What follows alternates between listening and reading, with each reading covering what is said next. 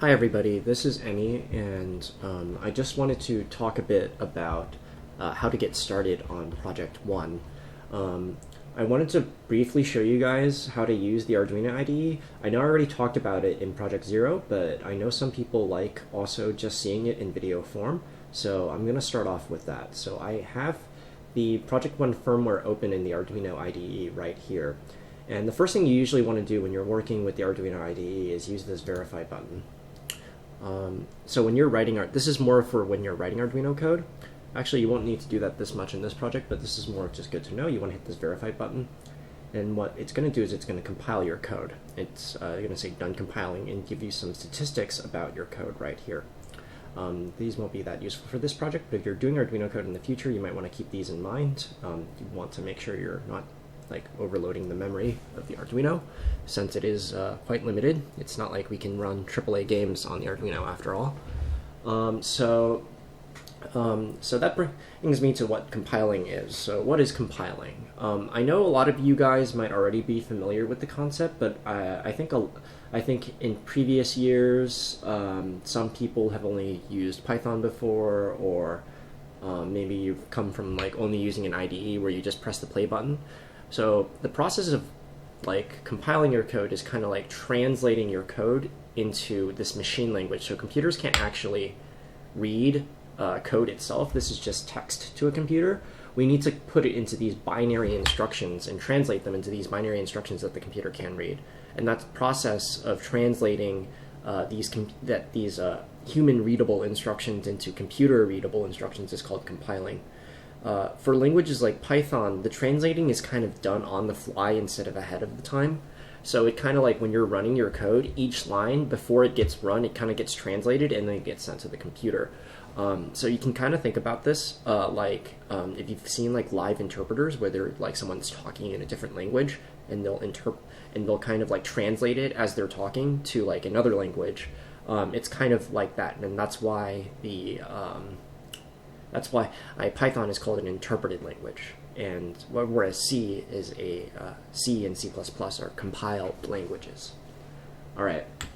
So now that the compiling is done, we actually need to get the code onto Arduino, because this just compiles it. It doesn't actually put the code on the Arduino. We need to send this code to the Arduino now. And so to do this, you need to upload your code, but I don't have it plugged in right now, and it's going to try to compile it. But then when it tries to upload it, it'll say it can't find the port. So what I'm going to do now is I'm going to plug in my Arduino, and we should hear some happy sounds from the computer as the Arduino gets... Oh, wait. I just realized I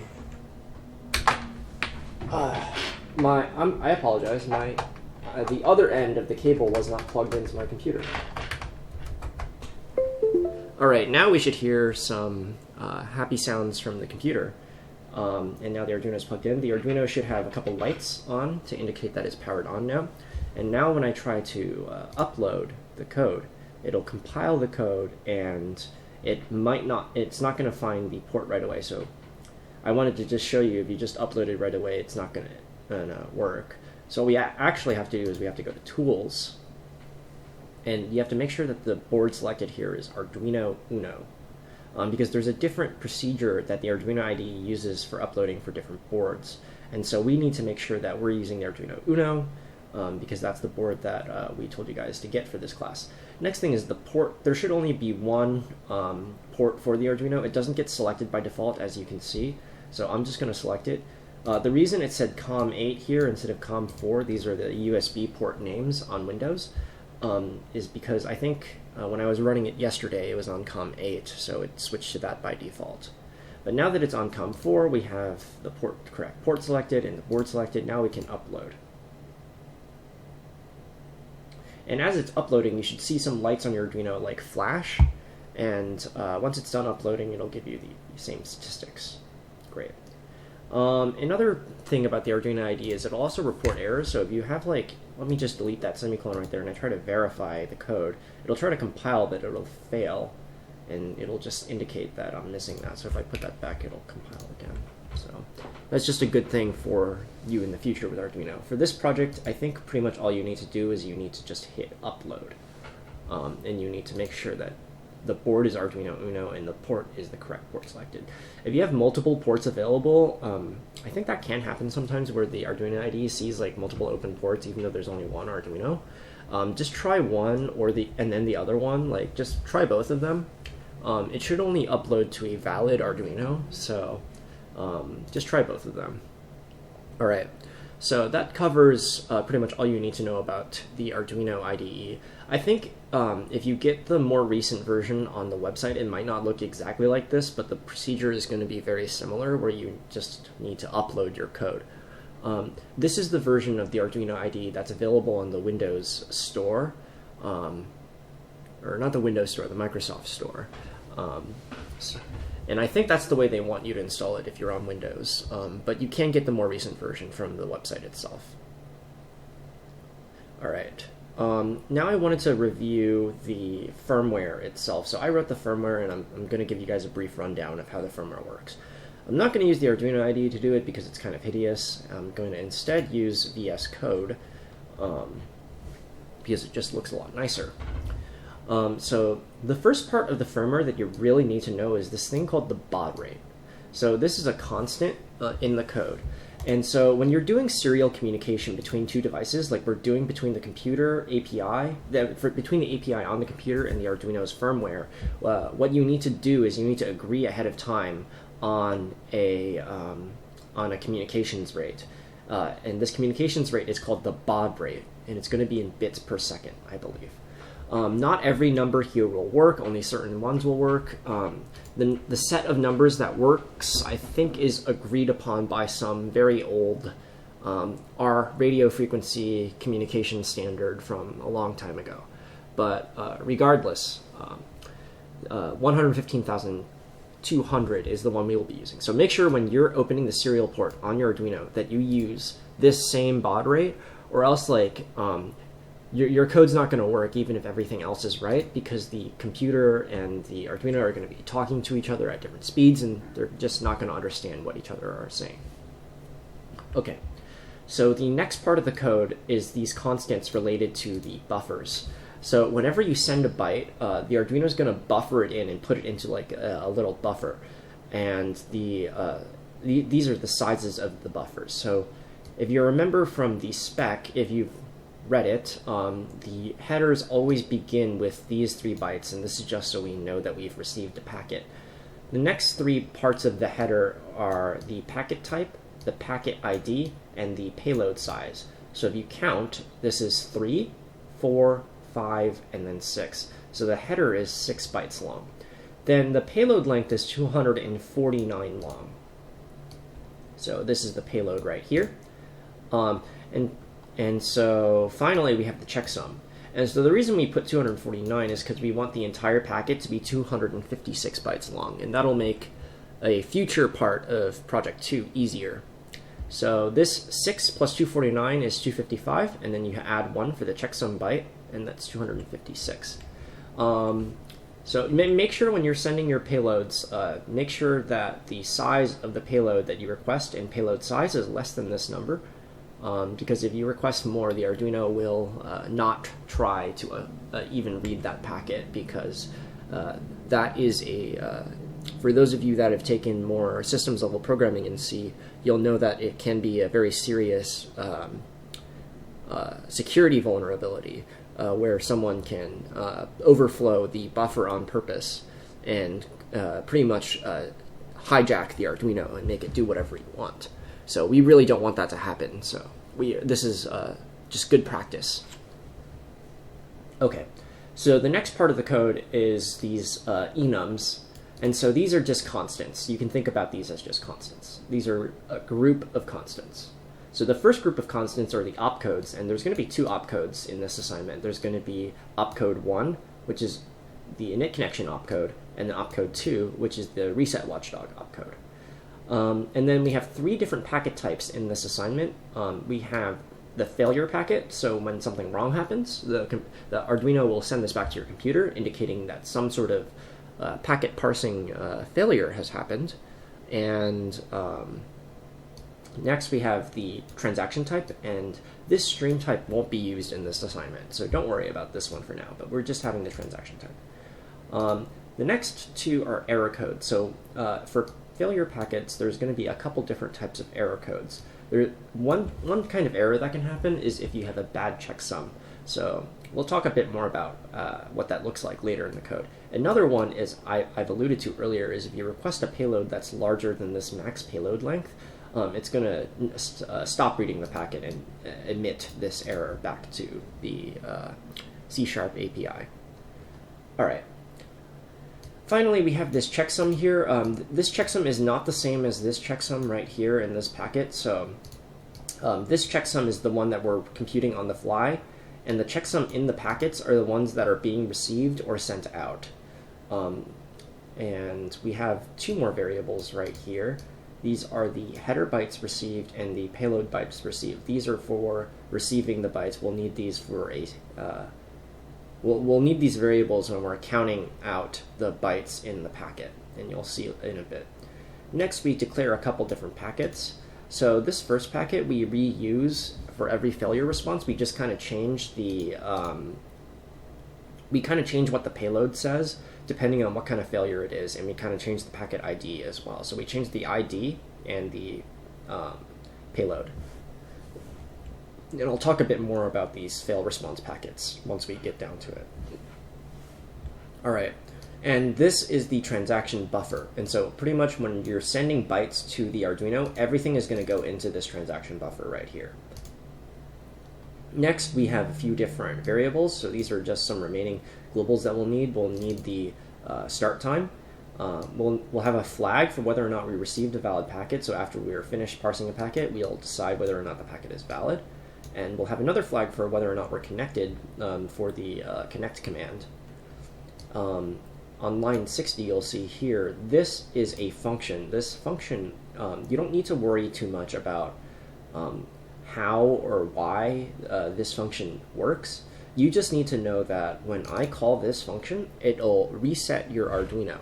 So what does that mean? For a lot of you might know that the Arduino has like a reset button. So if I press that, it'll reset the Arduino, and that's called a hard reset. But this soft reset can kind of just reset the Arduino in software. So it'll be like I pressed the power button.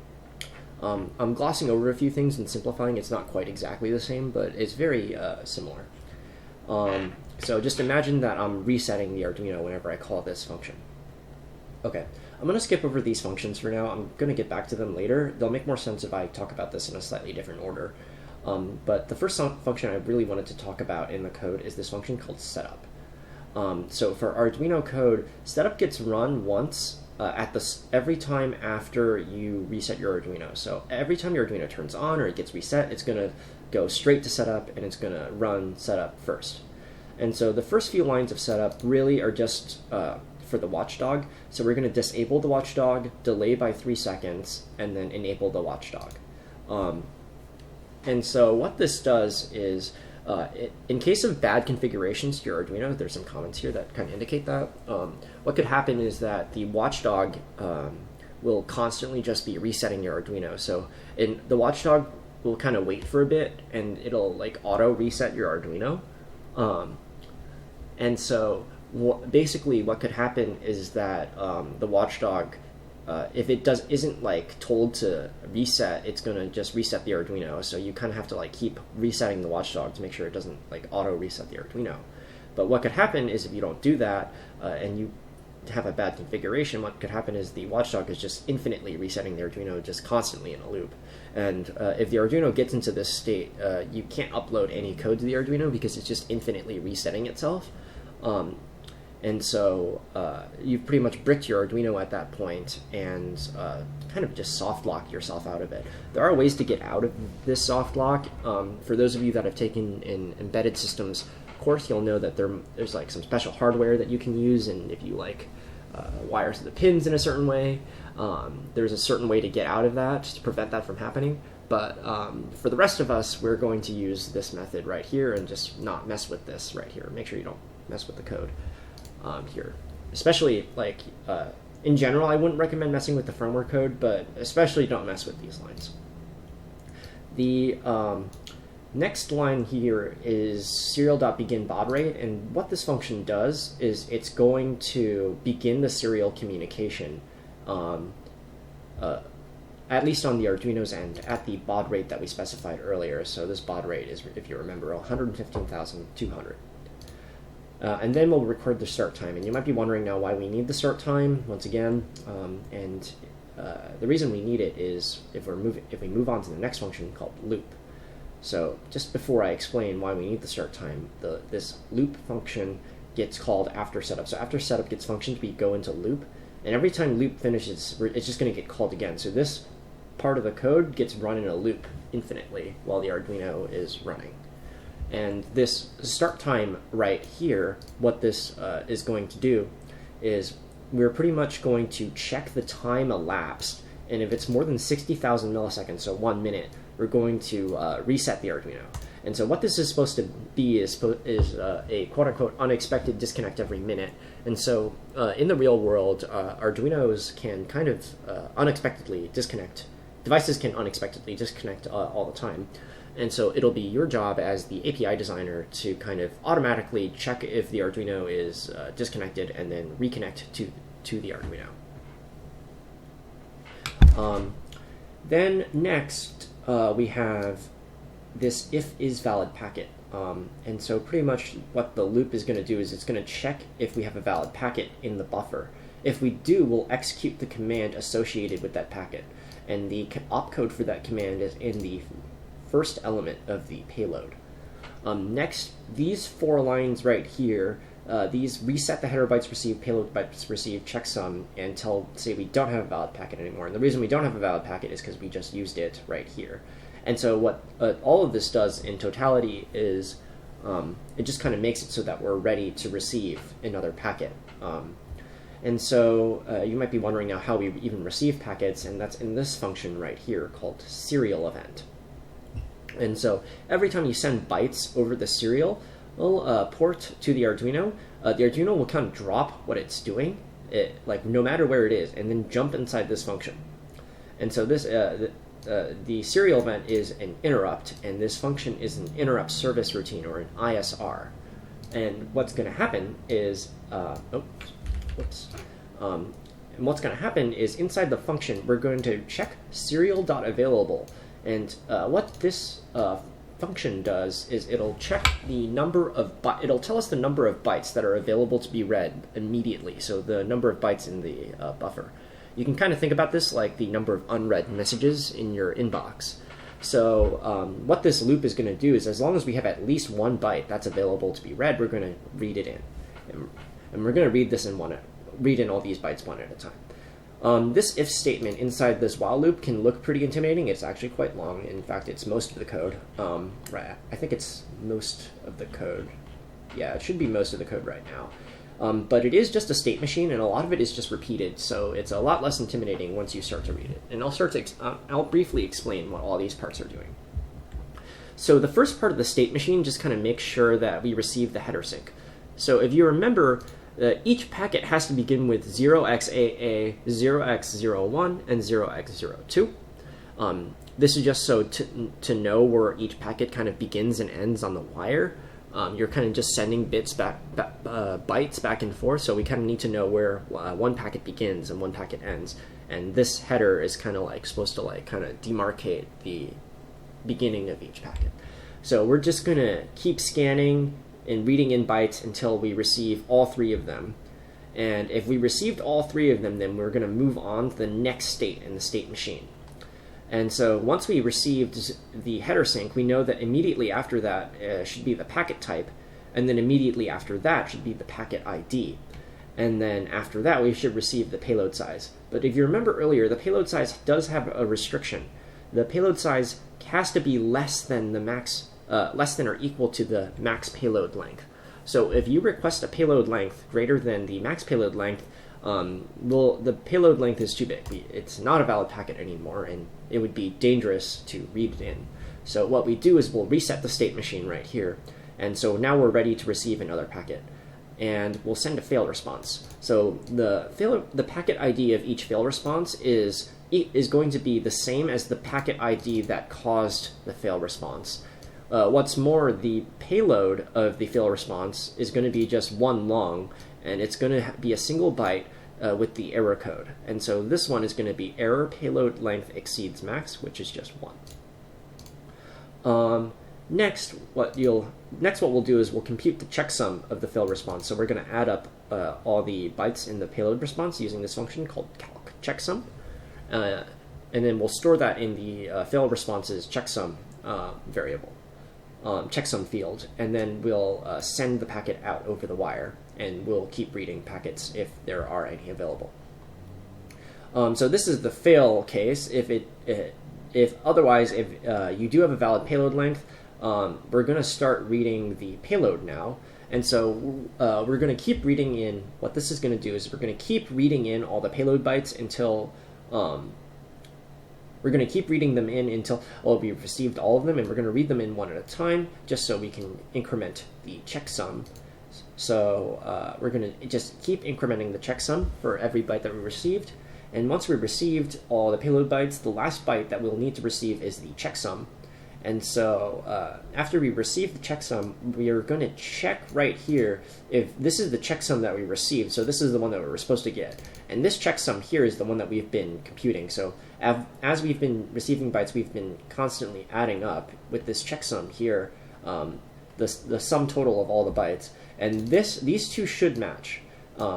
If they don't match, the message got corrupted while being sent. So there could have been noise on the serial line that corrupted the message, or maybe like some stray cosmic ray hit your Arduino or something. I don't really know, but basically something wrong had happened during the transmission, and the packet can't be trusted anymore because it has been corrupted. So we will make a fail response with the packet ID. Once again, this time we'll have a different error code. We'll have error bad checksum. We'll calculate the checksum of this packet and then send the packet back out. And so this fail response actually is going to be very useful when you're making your API code, because if you're not calculating the checksum correctly, it could also cause this checksum to fail. So I know for a fact the Arduino calculates the checksum correctly. So if you're calculating the checksum incorrectly in your packets, these two won't match, and it's going to cause it to fail. So you might want to double check how you're calculating the checksum if you're getting these errors. Finally, what we're going to do is, if the checksum isn't valid, once again we reset the state machine and we're ready to receive another packet. Otherwise, we did receive a valid packet, and we now have a valid packet, and it's going to stop. This serial event is going to stop up, assuming we don't have any more bytes, which we shouldn't. And next, what's going to happen is we have this executeCommand function that's going to happen. And so now we're going to go up to that. So executeCommand is a very, very simple function. All it takes in it as an argument is an opcode. And depending on the opcode, it's going to execute a certain command. Okay? And so there's a couple different commands in this function. There's init connection, which this just sets the isConnected flag on the Arduino to be true. And it'll echo what you sent back to the user to acknowledge that the command has been completed. The watchdog reset command will reset the watchdog, but it'll only do so if you're already connected. So you have to connect first, and then you can reset the watchdog. So after it does that, once again, it'll send the packet we received back to the user. So it'll just echo it back to acknowledge that we have completed the command requested. So now we'll just take a brief look at how sendPacket works. So how sendPacket works is it's going to write each part of the packet out one at a time. So it's going to write the header sync out, the packet type, the packet ID, the payload size, the payload, and then the checksum. And it's going to write all of these out one after the other onto the wire, and you should be able to receive it. I won't explain calc checksum. I think the name is pretty self-explanatory. You give it a packet, and it calculates the checksum of all the bytes in that packet. All right. So that's the entire Arduino code. But I did also want to review how to get started on making the command line interface. So I'm going to go to Visual Studio real quick. So this here is how I made my command line interface. And I don't mind if you guys just use this. This is fine. Most of this assignment is going to be making the API anyways. And so basically what we're going to do is we're going to, at the start of our code, we're going to instantiate a new instance of our API.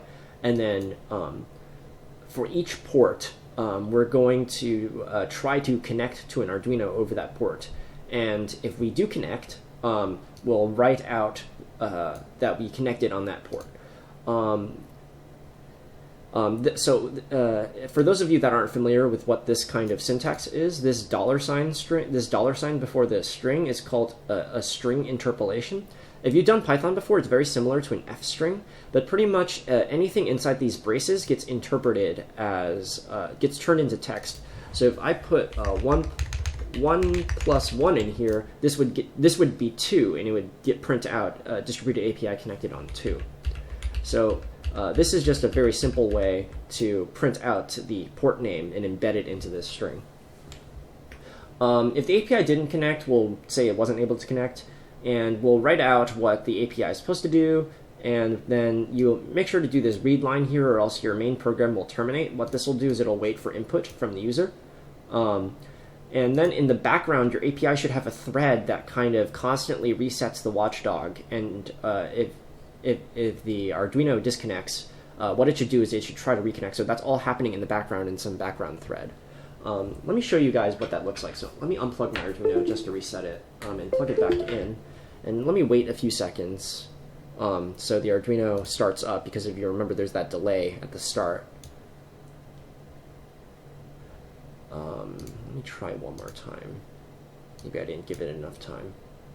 Okay, there it is. So you do have to wait a few seconds whenever you start up, like I said, because there's that delay at the beginning of the code. If you remember right here, where's that? Right here, we have this delay of 3 seconds, so you can't connect right away, and that should be normal. It might be a little long, but it's what it is. So this, in the background, we have a thread that's running that's constantly resetting the watchdog. And every time the watchdog gets reset, and we receive an acknowledgement that it was reset, because what it'll do is we'll send a packet, and remember, we get this packet back as an acknowledgement. So every time it gets that acknowledgement, it'll print this message saying, hey, I'm still connected. And it should continue doing that for a whole minute, and every minute it should reset. This is just a really quick tip. You don't have to wait a whole minute just to see if your reconnection code is going to work, because if you remember, you're supposed to automatically try to reconnect if the Arduino disconnects. But, oh, there it is. So right now it's just disconnected, and it's reconnected, and now it's connected again. But it's going to get really tedious for you if you keep trying to wait for a minute. So what I recommend you do is just reset the Arduino manually by hitting the reset button. So now I'm just going to reset it manually myself by hitting the reset button, and it'll have the same effect. So here I just hit the reset button, and it'll be disconnected now. Yeah, so it'll say the operation is timed out, and then it should reconnect like it did right here. And I'm going to do that one more time. So this is just a really easy way to test it. Hopefully you're not spending a whole minute waiting on the Arduino. That would be way too tedious, and I wouldn't want you guys to do that. So make sure you use the reset trick and not waste time. All right. So that's all I wanted to show you for Project 1. If you have any additional questions, make sure to come to my office hours or Cory's office hours, or ask questions in class. We're always there after class too, so you feel free to come to us. So I really hope you guys have fun this quarter with these projects, and I wish you luck on Project 1. I'll see you in the next video for how to get started on the Project 2 firmware, or in real life. I hope, and I'll probably see you in real life sooner than in the next video. All right, I'll see you next time. Bye, guys.